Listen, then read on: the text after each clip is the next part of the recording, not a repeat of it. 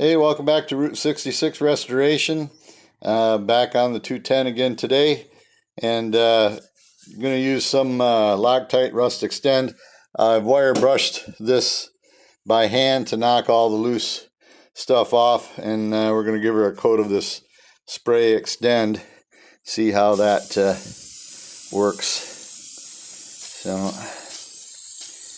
it's I'm not going to go all the way down to the bottom edge, because obviously those areas have to be replaced at the very bottom there. So we'll go down about that low, I guess. And on the door jamb. So I wet her down really. Try to good. It may be excessive. I don't know. You know, everybody does things a little different way.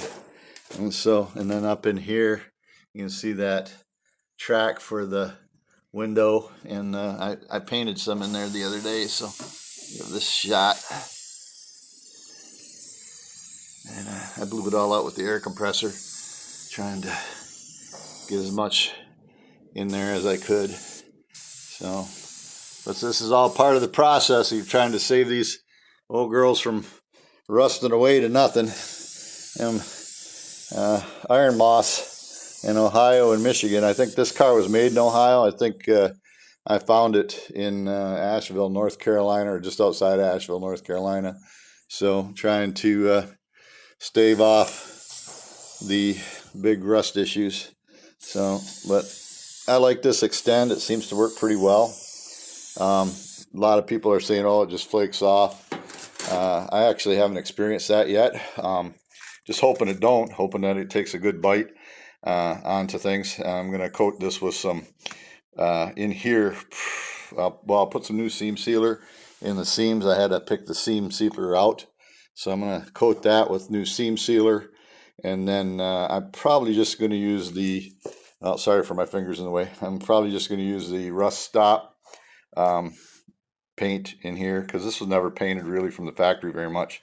So I see a little bit of silver there, but it doesn't, it might have been alongside the panel, but as you know, the water gets down in here and takes its toll. So anyhow, just thought I'd take a minute and talk to you about what I'm doing.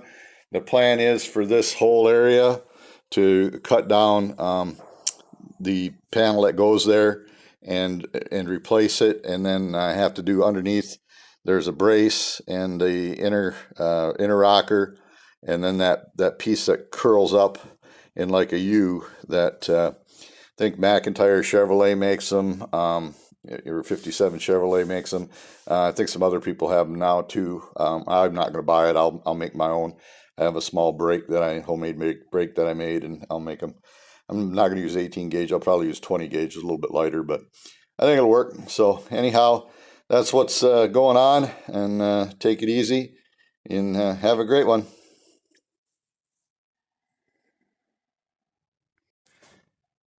Hey guys, welcome back to Route 66 Restoration. Working on the 57 today, but this video is actually about simple metal forming. And so just a little lead up story. Back in the 80s, I had my own machine shop, and I made aluminum moldings for vinyl tops for cars, and I learned how to make radiuses on those moldings without buying expensive tooling. And basically what I did is I used pipe radiuses, and so I have a piece of pipe here. Okay, that's one radius. You know, something you want a little bigger radius, you just get something a little bigger diameter, maybe the size of a spray can. These will crush real easy, but I'm just your varying radiuses to do this. So this particular piece I've cut out of the trunk here of my 57, and if you look at it, it's got two radiuses. Okay, so one radius is going this direction, right? So you have that radius there. And then you have that radius on the bottom. If you can see it, it is an arc. It's a slow, gentle arc, but nonetheless, there's a radius. Now, I have a stretcher, so I'm going to stretch this with my stretcher. But if I didn't have a stretcher, how would I get this arc that's along here like that, how would I get that arc? Well, if you're stretching it, the simplest way to stretch metal is to actually put it on something flat and hammer it. Because when you hammer it between two metal surfaces, it stretches. And so you could put that in pretty easily and get a gentle arc in it that way. Start working it at near the top edge. Now see, I have my piece that I'm working on to replace that piece. And if you look, I have that radius in it. But if you look down it right now, there's no real radius to put that in there. So that's what I'm going to put in the stretcher. But where my thumb is, if you hammered in that area along the outside, you're going to stretch that metal and you're going to force this to go into arc. Now, it may take a lot of hammering, compared to using a stretcher, but and even if you want to make the investment, if you're going to do a bunch of these panels, a shrinker stretcher is $150 now. And so it's not a tool that's super expensive, but so I have this radius, and that's what I used to put in was my trusty old piece of pipe and the old hammer. You just hammer away, and it doesn't have to be complicated. Simple metal forming can be done.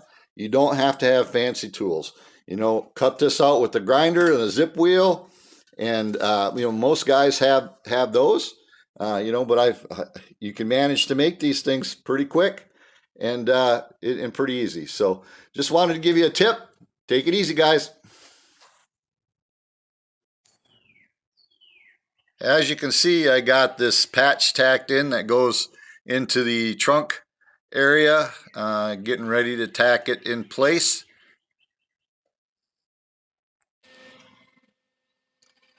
Well, the patch is welded in. I'm not going to grind it too much on this side, maybe just knock off the scale a little bit. Throw some rust reformer down on this piece, and then patch that, and we got to be ready to put the fender on. Moving along.